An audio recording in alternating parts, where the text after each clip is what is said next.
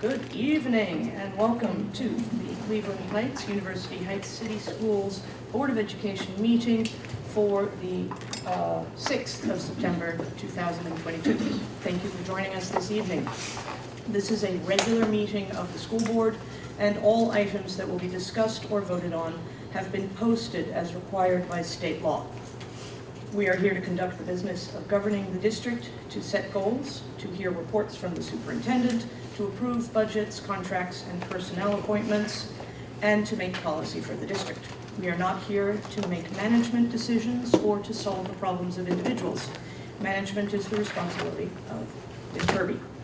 Mr. Gaynor, will you please call the roll? Ms. Wright. Here. Mr. Bosch. Here. Mr. Hines. Here. Ms. Serini. Here. Ms. Lewis. Here. And the first thing on our agenda tonight is a requested audience from Open Doors Academy. Please come up to the podium and bend the microphone down so that we can hear you. Oh, over here. Yes, you're being recorded and videotaped, and we want to make sure that that part goes well. Okay, how's that? Yes, good, Okay. thank you.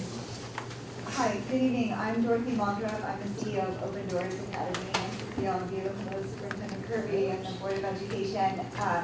I just simply wanted to say thank you for the partnership that we've had for many, many years, and in particular, we based our summer programming, 8 weeks of summer programming, 2 summers ago at Monticello Middle School, and then this last summer, 7 weeks there. And we had over 600 kids in the building. We supported kids from all over, lots of kids from Cleveland Heights. And one of them is here, and I just wanted to invite her to come up. Kaylin, she's a 10th grader at the high school. Her mom is here, Miss Houston, and they're just going to speak a little bit about the program and the partnership. And then we've got 2 siblings, twins. They're 9th graders at the high school too. They've all been in Open Doors Academy for a few years from Monticello, but they'll speak to it, and just wanted to say again, thank you so much. As we celebrate our 30th anniversary, we started here right around the corner at St. Paul's. It's just been a wonderful partnership, and I really, really appreciate it. So thank you. Kaylin, you're up.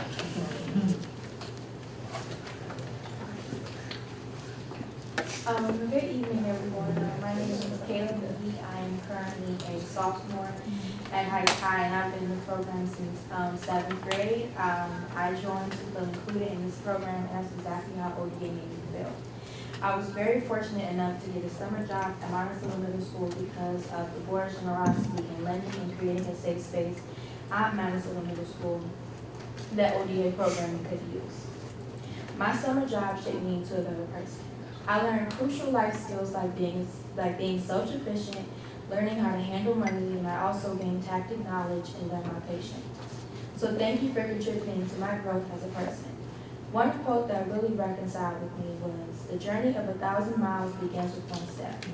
And that board, you guys, was ODA's first step in having a summer program for kids and a job for teens like me. So a big thank you from ODA to CHUH. Have a nice day. Good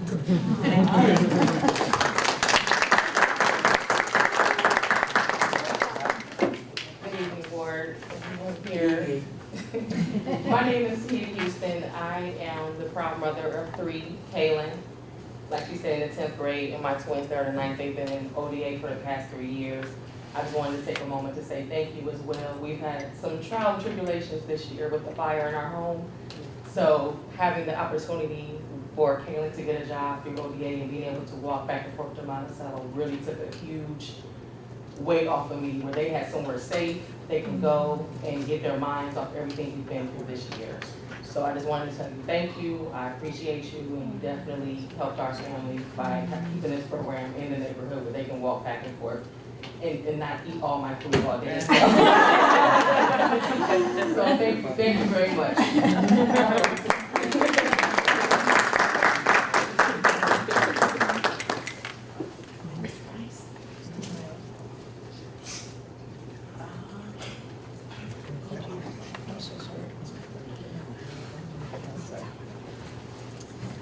Okay, we do not have any other requests for statements from the audience, So we will move on to the consent agenda. May I have a motion to consider the consent agenda, please? I move. I second. Thank you. Are there any questions or comments concerning the consent agenda? I like all the hiring that's going on. Yes, A lot of lots of support tutors. Yeah. I noticed that as well. And I'm happy to see field trips are resuming after so many years during COVID where those were not possible. Yes. And we're not done hiring. So everybody out there listening at home, first of all, go to bed. Second of all, there's still lots of jobs. So please spread the word. We need people. And we will be, as a board and an administration, going down to Columbus in November for the Ohio School Boards Association Capital Conference. That's also part of the consent agenda. I think it will be good to be back in person and to learn from our peers. So, And thank you, Malia and Beverly, for agreeing to be delegate and substitute delegate. yes, we'll see how that goes. Terrific. Okay, anything else concerning the consent agenda? Nope, then Mr. Gaynor, will you call the roll, please? Ms. Wright? Yes. Mr. Posh? Yes. Mr. Hines? Yes. Ms. Serini? Yes. Ms. Lewis? Yes. And now I'll turn it over to you, Ms. Kirby, for the superintendent's report. We will first start with our second reading of policies in Group A. So I'll have Dr. Lombardo to the podium to take us through that. Good evening, everyone. Good evening. You'll see there are 13 policies. This is the second reading of these policies, so no action is needed tonight. But the change in this of all these policies are the same. We've added a compliance officer, and his name is now being placed in all 13 of those policies. And that was a recommendation from legal and Neola.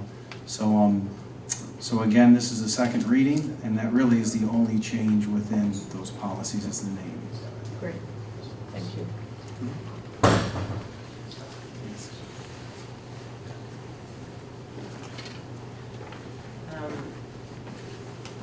For my next component of my report, I would like to call Nancy Pepler to the podium just to talk a little bit about the statement of support that we're requesting for the board for our application for our community learning center full school community learning center grant. Right, so thank you, Superintendent Kirby. We are applying for the first time, the district is applying for the full service community schools grant through the U.S. Department of Education. And if we receive this grant, it will be for 5 years, $500,000 a year, and will allow us to expand the enhanced enrichment and support options at Noble, and then also to launch at Oxford and Boulevard Elementary over the next 5 years. And we're very excited about it. There's been a team of people working on this. And one of the things that we've been working on over the last year is a statement from the board to support this as a school improvement model, the full service community schools, which, if you'll remember, I've talked about this before, in Ohio we have to call them community learning centers because community schools is in state statute as a charter school. Right. So the feds call them community schools, we call them community learning centers. And I've asked you to approve this statement of support for the model as a school improvement strategy, and it's something that we believe will help to tell the reviewers that this board supports this model for our schools. And it's something that we know, but we want to make sure that those who are reviewing the application know that too. Now, did you say that was $500,000 a year for 5 years? Right, So $2.5 million total. right. That's a game changer in terms of what we can do in our buildings. Right. And it will be a game changer. It's a competitive process. It's been many years since any of these full-service community schools grants have been received in Ohio, but we're hopeful. We think we'll have a strong application. And certainly the genesis of the model as coming from the Communities and Schools Task Force and the collaboration with the teachers union, we think will make it a stronger proposal also. Wonderful. It's for Oxford and Noble? Well, there's a no supplantation requirement, so we can't use it to pay for our community learning center organizer at Noble. But some of the dollars can go to expanding services and supports and enrichment at Noble moving forward, and then for the organizers at the other two schools if we receive those grant dollars. So we had that great program going on last year at Noble, and I know it's continuing, and there was some hopefulness that we were going to open up and do this, the same thing at Oxford. Is this, winning this grant required in order to get Oxford off the ground, or are we able to get Oxford off the ground without it? I will allow the superintendent to answer that question. Tough question. We're pursuing the grant first because we know that will help us manage the upcoming fiscal challenges that we will face when the ESSER dollars go away. Got it. So that's why this is a priority for us. Okay. Well, the sooner the better, obviously. The sooner the better. It's due on Monday, and we'll know by the end of December. So do a little jig, whatever you need to do. But I appreciate your support. Well, yeah, I think it goes without saying that we support this. Right. Do you need us to vote on this? If I may, I will say in public again, I've said it many times to anyone who will hear me, I am convinced that the work that you all are doing there is some of the most important work we are doing in this district. Thank you. And I believe that this is a model that school districts around the country need to embrace and go full guns with, because every community in America has families who can be changed. The trajectory of families can be changed through this sort of work. And in our case, the trajectory of entire communities can be changed through the totality of work that we're really talking about, that, you know, not just at Noble and Oxford, but, you know, what we have brewing at Cleveland Heights High. That is incredible work. So I am eager to support this statement of support, and I can't wait until December, and my fingers, toes, arms will be crossed until then. Thank you. Mr. Gaynor, will you call the roll? Oh, I'm sorry. Okay. May I have a motion to accept the statement of support for full-service community schools as a school improvement strategy? I motion we accept it. Second. Mr. Gaynor? Mr. Posh? Yes. Mr. Hines? Yes. Ms. Serini? Yes. Ms. Lewis? Yes. Ms. Wright? Yes. Thank you. Thank you. Thank you. Yes, thank you very much. All right. And then I will conclude with, I can share, hopefully I can, the superintendent's report. This represents a report for the month of August through this date today. So it's a little bit of September, but mostly August. And again, we always align the way we report out against our 5 strategic plan goals, so that everyone knows the progress that we're making connected to our overall goals. So first, in terms of academics, goals 1 and 2, the school year did officially kick off on August 22nd with our convocation. It was held at Heights High School. Our MC was Maggie McPhee. Kate and Kavanaugh, her team, were the executive producers, I would say, of convocation. The theme for this year was Believe, and we had a student speaker, Eric Jones, who gave us an incredible speech to really get the year started and reflect on that theme. And we also started convocation with Gold Rush performing. So it was really a great way to start the year. Thank you guys all for coming and getting us started. Right now we are in September. It is Attendance Awareness Month. One thing that we're doing is sending out weekly tips to families with information on the importance of attendance. This attendance campaign is actually a statewide push. So the state is really trying to support and communicate how important attendance is as one of those post-COVID challenges that we are all facing. And then we also have our own internal processes of tracking attendance and sharing that information out with school teams.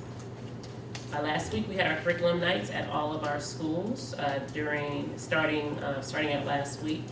So that was an opportunity for parents to come and hear about the experiences that the students were going to be getting this year in their schools. Also in August, on the 16th, we did have our summer commencement. That was right before our work session that was held the past couple of weeks. So we had 14 additional seniors that graduated over the summer. In terms of Title IX, just wanted to provide some updates. Now, this has also been shared in opening school letters that we've sent out to families. We have adopted a new curriculum in health that has a consent component to that.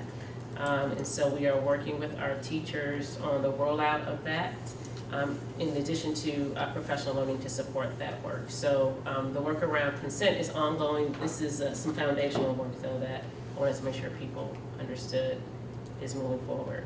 We had our second meeting of our Sex-Based Harassment Advisory Committee. During that committee meeting, we looked at the curriculum, and we also looked at ways that we wanted to enhance communication and information going out to students and staff and teachers just on the process, but also the supports as well. And then last week, our new compliance officer started a series of very brief presentations to students. So Mr. Elder will be going to all of the schools and reviewing our Title IX process with students so that they are aware of the key people who they should be in contact with should they have a complaint, but also what the complaint process entails. So I did attend the high school meeting with Mr. Elder, where he spoke with both the 9th and 10th graders and also the 11th and 12th graders. And there will be follow-ups for certainly with students and student groups, but that's again just the kind of opening foundational work for Title IX.